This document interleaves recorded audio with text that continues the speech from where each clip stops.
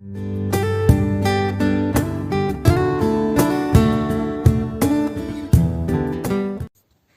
Friends, आज मैं आपके साथ करूंगा बिजनेस स्टडीज़ का एक टॉपिक जिसका नाम है मार्केटिंग मैनेजमेंट फिलॉसफीज। इस चैप्टर के सारे लिंक आपको डिस्क्रिप्शन में मिल जाएंगे, आप नंबर वाइज देख सकते हैं। चलिए शुरू करते हैं। फर्स्ट फिलॉसफी है प्रोडक्शन कॉन्सेप्ट। इसके अंदर हम डिस्कस करते हैं some companies believe that it is easy to sell the products when the products are inexpensive and are easily available. तो प्रोडक्शन कंसेप्ट में कुछ कंपनीज ये मानती हैं कि गुड्स को बेचना बहुत आसान होता है जब गुड्स इनएक्सपेंसिव मतलब सस्ते होते हैं एंड इजीली अवेलेबल होते हैं मार्केट में। सो द फर्म्स फॉलो, तो ऐसी फर्म्स क्या करती हैं, so the firms following production concept focus on lowering the cost of production by means of mass production and distribution, but the drawback of this concept is that customers do not always buy products which are inexpensive and available. तो होता क्या है, इस जो कंपनियां production concept को focus करती हैं वो सोचती हैं क्योंकि सस्ता माल ज़्यादा बिकेगा, तो माल को सस्ता बेचने के चक्कर में वो बल्क में सामान बनाते हैं, इतना ज़्यादा बल्क में बनाते हैं कि कॉस्ट ऑफ प्रोडक्शन सस्ती हो जाती है और वो मार्केट में सस्ते दामों पर बेच सकते हैं। मगर ऐसा ज़रूरी नहीं है कि सारे के सारे लोग सस्ता माल ही खरीदें, तो वहाँ पर ये कॉन्सेप्ट फेल हो जाता है। ठीक है, नेक्स्ट आ जाता है product concept. Second point, second philosophy है प्रोडक्ट कॉन्सेप्ट। इसमें क्या होता है, firms which follow the product concept propose that the way to realize the business goal is by making products that are of high quality। तो जो product concept philosophy को follow करती हैं फर्म्स, वो ये सोचती हैं कि अगर अपना सामान बेचना है तो हमें हाई क्वालिटी का सामान बनाना पड़ेगा। जितनी हाई क्वालिटी होगी सारे लोग उसके पीछे भागेंगे और सामान खरीदेंगे, चाहे हाई रेट भी हो। These firms manufacture the products of superior quality, but they must keep in mind that customers will buy high quality only when they need and want it. Only quality is not enough force। तो इसमें क्या होता है, firms को ये दिमाग में रखना चाहिए कि अगर वो सुपीरियर क्वालिटी बेच रही है, कोई बात नहीं, बेचें कस्टमर को, मगर उसे हमेशा हाई क्वालिटी सामान भी नहीं चाहिए, क्योंकि ज़रूरी थोड़ा ना कि उसके पास सारे के सारे पैसे उसी के पास हैं, औरों के पास पैसे नहीं है। समझ की बात? तो सारे के सारे लोग कई बार ये भी नहीं सोचते कि भाई हाई क्वालिटी क्या, नॉर्मल सा ले लेते हैं, काम चला लेते हैं। समझ की बात? तो इसके बाद आ जाता है हमारा सेलिंग कॉन्सेप्ट। सेलिंग कॉन्सेप्ट में क्या होता है, the firms which follow the selling concept believe that in order to make customer buy a product he or she need to be convinced। तो सेलिंग कॉन्सेप्ट में जो प्रोड्यूसर है वो ये सोचता है कि अगर कस्टमर को ये सामान बेचना है तो उसे कन्विंस करना पड़ेगा, उसे जोर लगाना पड़ेगा कि भाई खरीद लो खरीद लो खरीद लो, प्रेशराइज करना पड़ेगा। कैसे? Customers can be convinced by undertaking some aggressive selling and promotional efforts. तो कस्टमर्स को कन्विंस किया जा सकता है प्रमोशनल एंड सेलिंग एफर्ट्स, जैसे एडवर्टीजमेंट वगैरह कर करके। हर बोर्ड पे एक ही एडवर्टीजमेंट देखोगे तो आप कहीं ना कहीं इन्फ्लुएंस हो ही जाओगे। जैसे आजकल हर टीवी चैनल और हर यूट्यूब में और कहीं पे भी मशहूरियाँ आ रही, तो शेयर खरीद लो शेयर खरीद लो, शेयर में इन्वेस्टमेंट करो। ठीक है ना?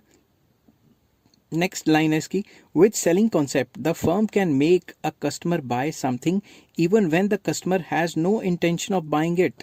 तो इसमें क्या होता है, सेलिंग कंसेप्ट में अगर कस्टमर खरीदना नहीं भी चाहता तो भी उसको ऐसी मशहूरियाँ दे दे के या ऐसी एडवर्टीजमेंट दे दे के उसे कन्विंस कर लेते हैं कि भाई तुमने खरीदना ही खरीदना है, इस चीज़ के बगैर तुम्हारी ज़िंदगी नरक है, या इस चीज़ के बगैर तुम जिंदा ही नहीं रह पाओगे।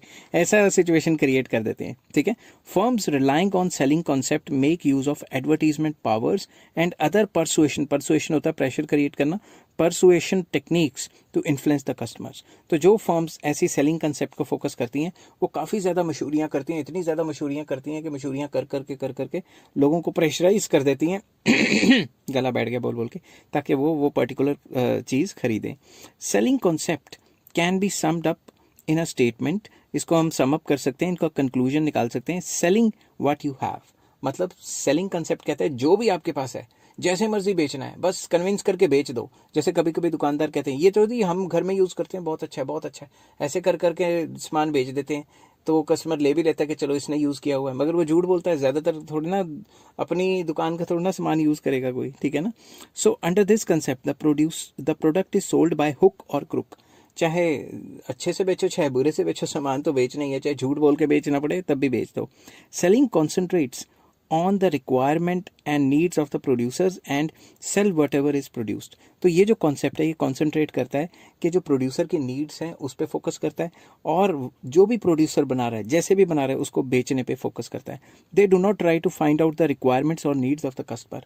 तो प्रोड्यूसर ये नहीं सोचता कि कस्टमर को क्या चाहिए, कस्टमर की रिक्वायरमेंट क्या है. उसका मेन मकसद होता है बस बेच दो, पैसे ले लो, पैसे निकाल लो कंज्यूमर की जेब में से या कस्टमर की जेब में से, झूठ मूठ बोल के भी बेच दो. ठीक है. नेक्स्ट आ जाता है मार्केटिंग कॉन्सेप्ट. तो ये भी एक फिलॉसफी है marketing concept. Marketing concept concentrates on the need of customers. जैसा कि नाम है मार्केटिंग, तो ये क्या करता है, ये ऐसी चीज़ें बनाता है और ऐसी चीज़ें क्रिएट करने पे जो है बिलीव करता है जिसमें कस्टमर की सेटिस्फैक्शन काफ़ी हाई रहती है. This concept says that product should be designed and produced keeping in mind the need of the customers and try to satisfy the need better than the competitor. तो marketing concept ये कहता है कि हम focus करें किसके ऊपर, customer की नीड एंड वांट के ऊपर, और नीड एंड वांट इस तरीके से सेटिस्फाई करें कि हमारा कोई भी कॉम्पिटिटर ऐसे सेटिस्फाई ना कर पाए, तभी हमारा माल बिकेगा. So according to marketing concept, the customer's satisfaction is precondition for realising the firm's goals and objectives. तो इसका मतलब है कि मार्केटिंग कंसेप्ट के अंदर कस्टमर की जो सेटिस्फैक्शन है वही मेन कंडीशन है अगर कंपनी ने अपने गोल को हासिल करना है या कंपनी ने अपने गोल को अचीव करना है. Under marketing concept the firms do not sell what they have but they produce and sell what consumer और कस्टमर्स वांट. तो इस कंसेप्ट के अंदर जो कंपनियां हैं वो सामान नहीं बेचती जो उन्होंने बनाया है, बल्कि वो सामान बनाती हैं जो कस्टमर्स को चाहिए. ठीक है ना. तो उल्टा कॉन्सेप्ट है सेलिंग कॉन्सेप्ट से. Following are the pillars of marketing concept. जो मार्केटिंग कॉन्सेप्ट है उसके फॉलोइंग पिलर्स है.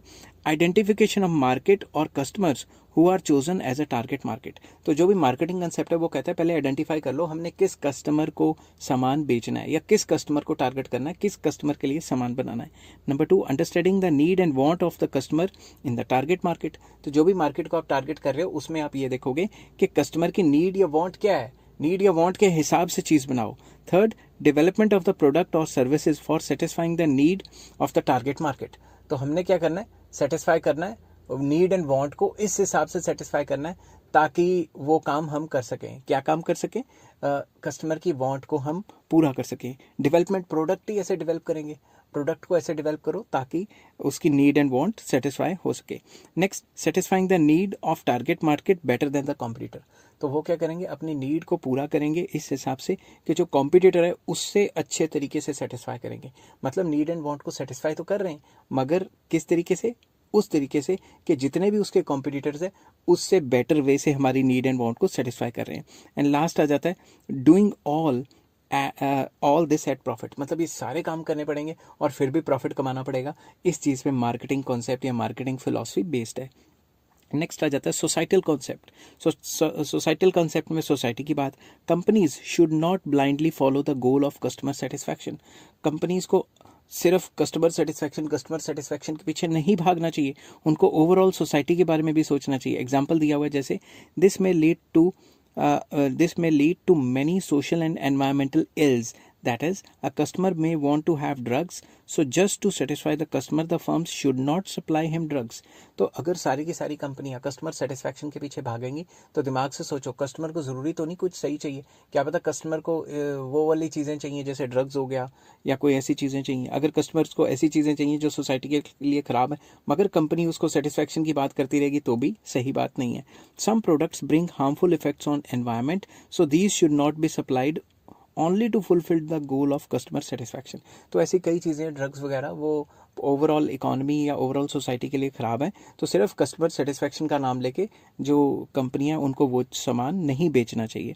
द कस्टमर्स जो हैं, the customer satisfaction must be with in the ethical and ecological aspects of the society. Customer satisfaction को देखो मगर एथिकल एंड मॉरल वैल्यूज़ के हिसाब से और जो सोसाइटल नॉर्म्स हैं उनके हिसाब से देखो. सिर्फ उसी को देखते रहो, ये भी बात गलत है.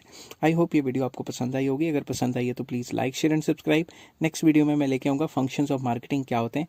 Till then take care, have a nice day. और इस चैप्टर के सारे लिंक आपको डिस्क्रिप्शन में मिल जाएंगे. Take care.